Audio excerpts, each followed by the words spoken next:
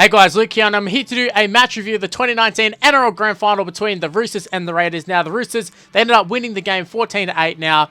I know I'm a few days late. I know it was on Sunday. I'm now uploading this on Tuesday. I'll be honest, super hungover yesterday because of the Grand Final. It's a long day, the Grand Final. So yeah, I kind of went hard on that, and I didn't want to upload a video yesterday where I sort of wasn't thinking properly. So yeah, I thought I would save it a few days. Also wanted to see the aftermath of the media, see what they had to say about the game, because there was a lot of controversy during this game. For both teams, I'll say mostly for the Raiders. Obviously, we know what happened at the end there. The 6 to go, the hashtag 6 to go thing happening at the moment. Also, the sin bin to Cronk, a little bit debatable, but I'm pretty happy with that decision. But I'll talk about the 6 to go call later on. We all know it's a farce, just in terms of how big of a farce it was. In terms of how much influence it had on the game, I'll talk about that later. But in terms of the decision, absolutely shocking. First off, I just want to say congratulations to the Sydney Roosters. I think at the start of the year, even like midway throughout the year, just the whole point throughout the season, I think most of the people predicted the Roosters were going to win the premiership. However, just the fact that it's back-to-back, it happens so rarely. We've seen so many good teams start the season as favourites, and then by the midway through it, you're going, yeah, they're probably going to run out of gas. And the Roosters, they just never run out of gas. They timed it perfectly. They rested players at the right times, and it's a credit to Trent Robinson and the coaching staff for keeping the Roosters fresh enough. Even in terms of in the back end, we saw Curious playing for injuries. Like, they were definitely wounded, but yeah, they just had enough in the tank to get the job done. I also want to say congratulations to the Raiders. Now, at the start of the year, I had them as wooden spooners. I know that sounds funny, but they went into this season with Jack Whiten with a positional change. Aiden Caesar, who's questionable as a half. They had a rookie fullback. Like, who knew of Chance Nicole Clodstad? He was absolutely outstanding in the Grand Final as well, but a lot of these guys came into the season as unknowns or had question marks on them, and they stood up big time. Now, in terms of the actual game itself, I didn't think it was that entertaining, to be honest with you. Now, like I said, I was pretty tanked while watching this. I was with all the boys, but just my thoughts throughout the game was that it wasn't like a captivating game. The attack wasn't great. The defense was really great, so maybe the defense was so good that it kind of cancelled out the attack, but yeah, I felt like the Raiders didn't really offer too much in attack, especially when they had the sin bin. They had the man advantage, and they still didn't really offer too much. I know Joey Leilua had that forward pass call where Rapana went into the corner, but it was definitely a forward pass in my opinion. So, I don't know. It kind of goes with the decision at the end that gave the 6 to go call or whatever, and then it got changed, and Roosters ended up getting the ball and then going and scoring. I know a lot of the talk is, oh, well, Raiders, if they had known it was the last, still, they would have put in a kick or kicked a field goal or something. And I'm thinking, wait, in what world would they have actually kicked a field goal at that time? Well, who was going to do it? Jack Whiten ended up with the ball anyways. He wasn't in a position to kick a field goal, and it all happened so fast anyways. So I think that's a stupid claim to start off with. Secondly, they hadn't really offered too much in the lead up to it anyways. I mean, what was that, about 65th minute mark, 68 minute mark, something like that. Late 60s, early 70 minute mark. They hadn't really offered anything apart from the Jack Whiten bit of brilliance. So what's to say that they were going to score anyways, or even get a repeat set? Like, chances are they probably would have rushed in a grubber like a lot of teams do when they go 50, like it's still the 5th. They get the ball and they go, oh shit, and then they just try and rush in a grubber and kick it dead, or they would put up a bomb to Brett Morris again, and he would have taken it. So yeah, this whole agenda that the Raiders were robbed, I think it's a bit of a media beat up. Were they robbed of a chance? Yes, they were. It's unfortunate that this is a big talking point in the game, because it definitely was a wrong call. There's no two ways about it. It definitely was a stuff up.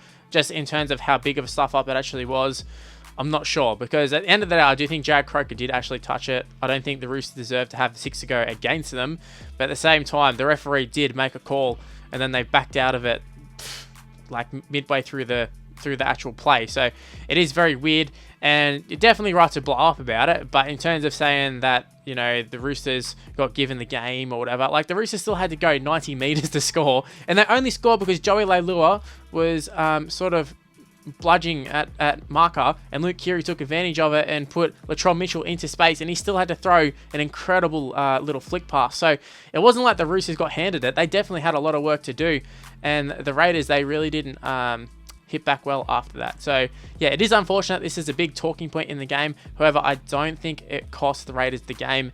It just cost them a chance at scoring a try. But yeah, just as I was saying before, in terms of the actual overall game, it wasn't the best grand finals. I feel like since 2015, we see every grand final and we go, yeah, quality wasn't great. I think just because it was so good that game.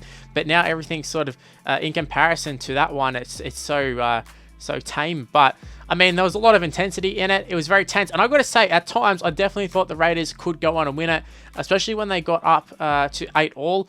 I thought, wow, Raiders are definitely within a chance. Whether they just kick a field goal or sneak a little lucky try, I wasn't sure how they're going to do it, but I thought they're definitely a chance. I thought Chance was playing good. Jack White was playing out of his skin. The forward pack was pretty good. The only problem is they're up against the Roosters. Any other team, and I think the Raiders win that grand final, but this Roosters team is something special. Yes, they did get a bit lucky and get a bit fortunate with that call, but I mean, off the back of that, they were outstanding. Luke Keary, like I said, took advantage of it. And even when he was injured, he was still able to take advantage of it. I thought Cooper Cronk played pretty decent. Cooper Cronk's sort of player, I feel like, in grand finals. He's not like Luke Keary last year, come out and just destroy a team. He just does his job and just keeps the team calm. Also, his sim binning, it's a weird one. I'm okay with it being a sim binning. But also, I've seen times where that's let go. I've seen times where it's sim binned. They're not very consistent with that ruling. Like, Papali definitely, it wasn't like a guarantee that it was going to go and score, and it was only like fractionally early. So a lot of times they just give it a penalty. I would have been okay if it was just a penalty, but it wasn't, and I was okay with it being a sin bin too. So I'm okay with that call. Definitely not okay with a decision at the end, but I mean, it is what it is. I don't think it cost Raiders the game. However, yeah, Raiders fans, you can be very disappointed. The funny thing is, I feel like a lot of Raiders fans are actually pretty content with the game, like the actual out-and-out Raiders fans, not bandwagoners like me and all that, and the media. I think they're actually pretty happy with the team's performance. I mean, how can you not be proud of your team after the effort they did? Nobody gave them a chance, let's be honest. A lot of people wanted the Raiders to win, but I don't think many people actually truly believed the Raiders were going to win. And they had me believing. The big parts of the second half, it was all Raiders. Now, I know they didn't score, but they had a lot of attack, a lot of good field position, and they definitely could have got, you know, a lucky bounce of the ball or something, and they were just that lucky bounce of the ball away from winning a premiership. It was that close. And even when you think about it, that Leilua no try, or was actually Rapana no try, but the one where Leilua had the ball, all he had to do was draw and pass. He just had to do the quick hands, and he didn't. He tried to break through the tackle and then do the miracle flick pass. And that's where Leilua, he's so rocks and diamonds. He can do some brilliant things, and he can also do some shitty things like that. And and also in terms of, he was the one who got caught out in defense when Keary took advantage of it and created that break for them to score. So yeah, Leilua definitely can do some good things. But as I said in my preview predictions video, he definitely can do some really shit things too. He's going to make or break that game, and I guess he kind of broke the Raiders in a way. But yeah, I don't know. The Raiders, I can't really fault them. They played outstanding. And like I said, any other team apart from the Roosters, and I think they would have won. Like, if they had played the Storm in the grand final, I can 100% say I think they would have beat the Storm. But yeah, Roosters just too good. The Roosters just outstanding. Now, another big talking point that's happened, I think yesterday it sort of came out, was the whole man of the match debacle with Jared Hargreaves apparently being told he was going to win. There's footage of him sort of getting ready to receive it. And you can also see footage of Greenberg and whatever sort of going and telling, I think it was James Bracey was doing the delivery, doing the sort of hosting, whatever. And you can see him say, nah, it's actually Jack Whiten. And then you can see him tell everybody in their little line, and they're sort of passing it down and going, huh? What? So I guess overall, the grand final wasn't the big spectacle that I think they thought it was going to be. Even in terms of viewers on TV, I think that the numbers were down drastically. So I guess the Raiders and Roosters aren't the biggest draws on TV. But yeah, it seemed like a lot of things didn't go right for the NRL, even the man of the match. Now, in terms of Jack White and getting man of the match, I'm totally okay with that. I know it was in a losing side, but in such a tight contest where no one was really like that much better than anyone else. It wasn't like an obvious, oh yeah, James Tedesco scored 3 tries, so he's the man of the match, or anything like that. So Jack Whiten getting it, he scored a try. I thought he played pretty well. Defense was solid. I thought Charms was playing very good. It's unfortunate he went down with cramp, but I thought he was having a very good game, especially for someone who, I know he's played this whole season, but still has a lack of experience, especially in big games. So I thought he had an outstanding game, made a fair few line breaks. He was just very, very good. But yeah, Jack Whiten, I can't really fault him. I'd say he's best on field. Although, actually, in my opinion, I thought Brett Morris was the best on field. I thought he was outstanding when they were a man down. His defense was solid. He was just under the high ball, safe as, it was just a really good game from Brett Morris. Definitely showed his class, showed his experience in big games. He's won won grand final previously. Now he's won a second. Left the Bulldogs to chase that grand final win, and he's got it at the Roosters.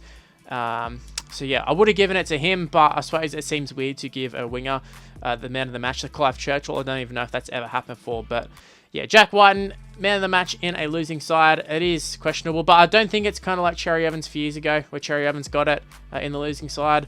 I definitely think Jack Whiten was well deserved in my opinion. So yeah, I think that's where I'm going to wrap up the video. Just a short little video sort of reviewing the game, giving my thoughts on a few of the controversies and just the game itself.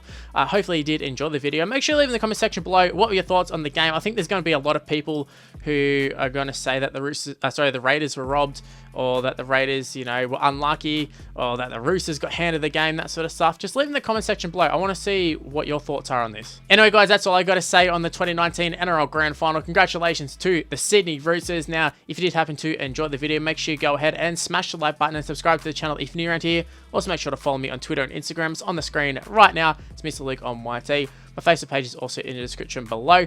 Also, go ahead and add me on Snapchat. Been posting on that a fair bit. It's Mr. Luke on YT, same as what's on the screen right now. Now, guys, I actually had a lot of trouble recording this one. Had to record on my phone, so fingers crossed it comes out okay. But yeah, that's where I'm going to end the video. Thanks for watching, guys. 2019 NRL season is over and done with, but stay tuned because I'm going to be posting a lot more videos. Don't you worry about that. So yeah, we'll see you for my next video.